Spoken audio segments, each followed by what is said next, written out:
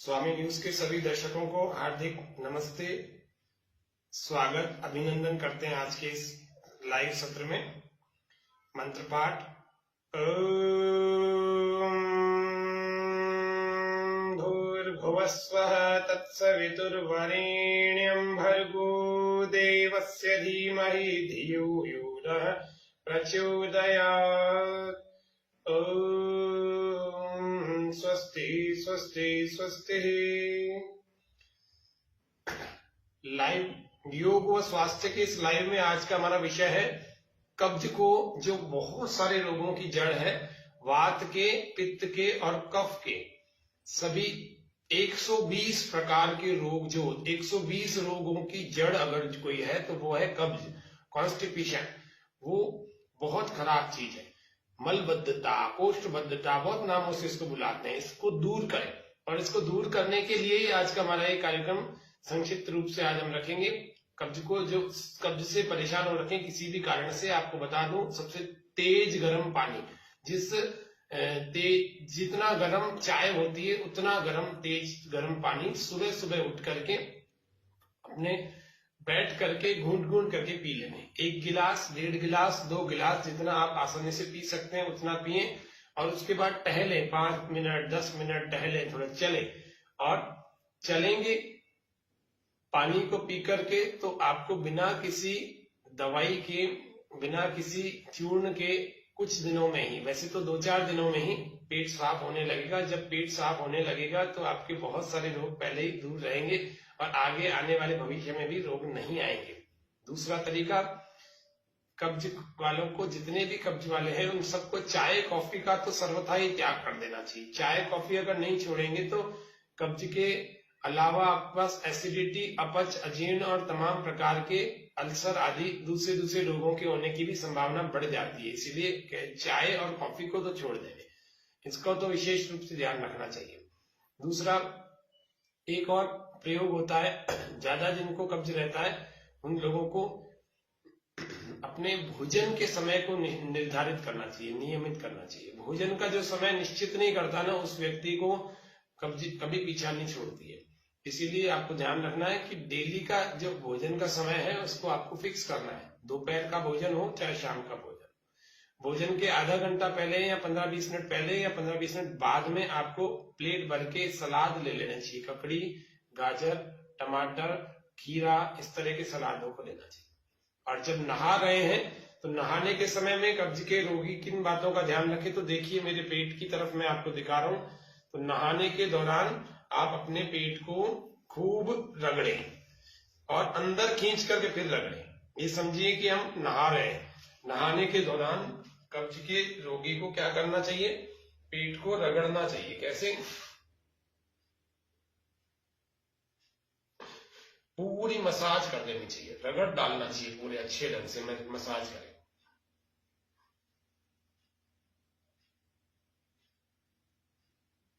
उंगलियों से करें, हाथों से करें, मुट्ठियों से करें, पूरा जैसे आप आटा गूंथते हैं ना, इसी प्रकार से आप अपने पेट को गूंथ डालें थोड़ी देर के लिए नहाते समय। ये ध्यान रखना है। फिर पेट पर पानी को जरूर डालें, ऐसे हाथ रख ले में और इस पेट पर पानी का मग्गा डालें। 1 2 3 4 ऐसे कई सारे मग्गों को धीरे धीरे करके पानी को पेट पर डालेंगे तो पेट की गर्मी जो है वो शांत होगी।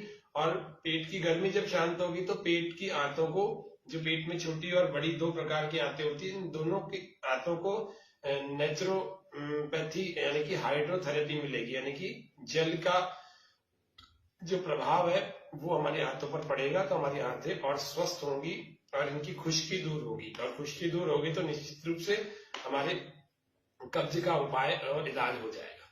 इसके अलावा एक गणेश क्रिया या मूल शोधन जिसको हम कहते हैं वो करना चाहिए कब्ज के जितने रोगी हैं। ये विशेष रूप से हठयोग की एक क्रिया है। हठयोगी प्राय इसको किया करते थे तब भी और अब भी करते हैं। क्या करते हैं, अपने बाएं हाथ की बड़ी उंगली, इसके नाखून को काट करके, ताकि चुभे नहीं, ऐसी स्थिति में ले आए और इसमें थोड़ा सा तेल लगा करके, और अपने जब हम शौच जाते हैं, शौच जाने के बाद इस वाली उंगली को अपने मलद्वार से भीतर धीरे धीरे चलाएं हल्का सा, और दाएं और बाएं की परतों में, झिल्लियों में जो बहुत सारे कई कई वर्षों का, कई कई माह का जो मल अटका हुआ है, उसको बिल्कुल धीरे धीरे से हटाने का प्रयास करें। ये ध्यान रखना कि नाखून बड़ा नहीं होना चाहिए।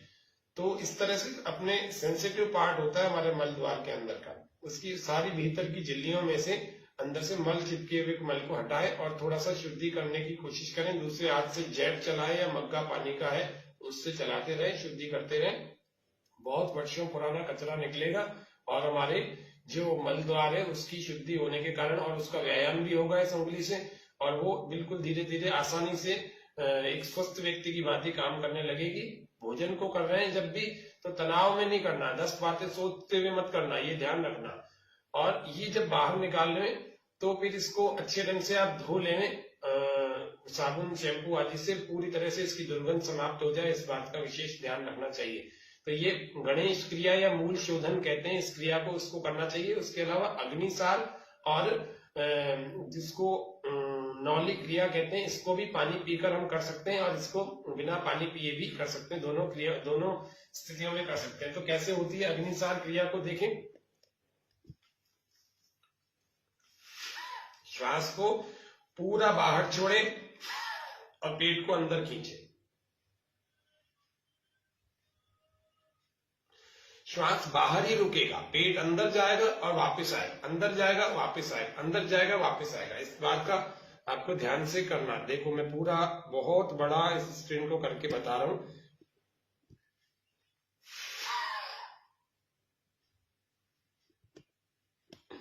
श्वास मैंने बाहर छोड़ा है, बाहर रुका हुआ है, अब अंदर खींच रहे पेट को और बाहर छोड़ रहे, ऐसे।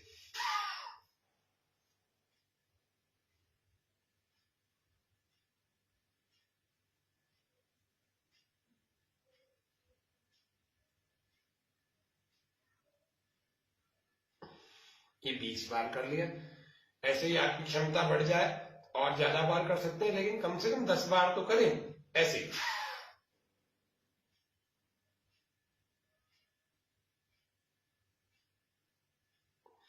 ये 10 बार। इससे जिस व्यक्ति का पेट बढ़ा हुआ है, मोटा टमी है, उसकी भी टमी लूज होने लगेगी, क्योंकि ये वाली पेट की त्वचा अग्निसार करने से पतली होने लगती है। और जब ये पतली होने लगेगी तो आपके पेट की जो त्वचा बिल्कुल ऐसे धीरे धीरे फ्लैट होने लगेगा पेट। एक आदर्श स्थिति क्या होती है, ये वक्षस्थल, इस वक्षस्थल से लगभग आधा इंच अंदर पेट होना चाहिए। ये स्थिति धीरे धीरे बनने लगेगी। फिर इसके बाद यदि आपको बहुत अच्छा अभ्यास करना है और पेट को बहुत अच्छा बनाना है, तो फिर क्या करना चाहिए, आपको करना चाहिए अग्निसार के बाद में नौली क्रिया को। तो नौली क्रिया कैसे करते हैं देखें। नौली क्रिया में थोड़ा सा पीछे होकर के दिखा रहा हूं कैसे करना है। देखिए, दोनों हाथों को ऐसे जंघाओं पर रखें। अग्निसार को अगर पहले करेंगे तो नौली आसानी से होने लगेगी। देखो,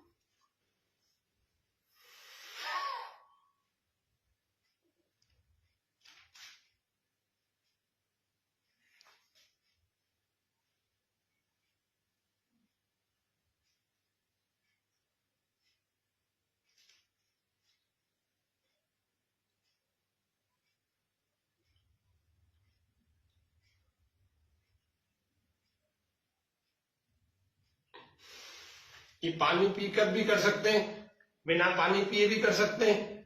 बहुत अच्छी क्रिया, बहुत विशेष क्रिया है आंतों को शक्तिशाली बनाने के लिए। कब्ज का जड़ मूल से नाश हो जाएगा यदि रोज आपने इसको 10, 15, 20, 25 दिन अगर कर लिया लगातार। तो फिर इसके बाद इसी क्रिया को एक बार फिर से देख लेते हैं।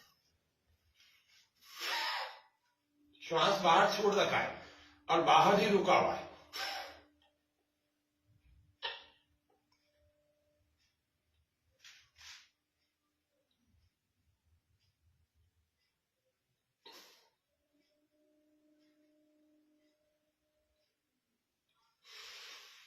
ये तो हो गई अग्निसार। अब चलते हैं नौली क्रिया में। दोनों जंघाओं पर हाथों को रख करके संकल्प पूर्वक की पेट हमारा इधर जा रहा है उधर जा रहा है। ये जो पेट की मांसपेशियां हैं इधर से ढीली छूटेंगी, फिर इधर से ढीली छूटेंगी, फिर अपने आप ऐसे दाएं बाएं चलने लगेगा। देखो ऐसे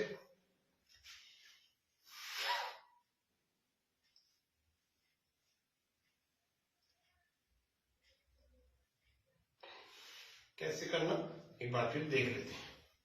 इन जगहों पर रखे हुए हाथों को ये ऊपर नीचे हल्का हल्का चलाएंगे ना, अपने आप ही ये पेट की मांसपेशियां दोनों तरफ चलने लगेंगी और अपने आप नौली क्रिया होने लगेगी। श्वास बाहर छोड़े, बाहर रोकें।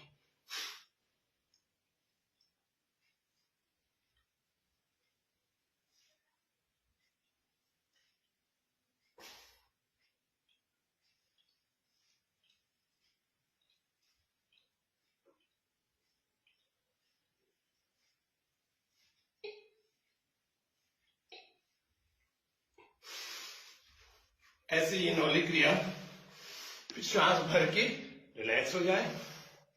ये नौली क्रिया का अभ्यास आपको उस दिन भी बताया था, आज भी बताया। तो अग्निसार और नौली को करके अपने पेट को बहुत अच्छा रखें, बहुत सुंदर बनेगा पेट। पाचन जब सुंदर होगा तो सब कुछ अच्छा है। इसको आप सिद्धासन लगा करके भी कर सकते ऐसे।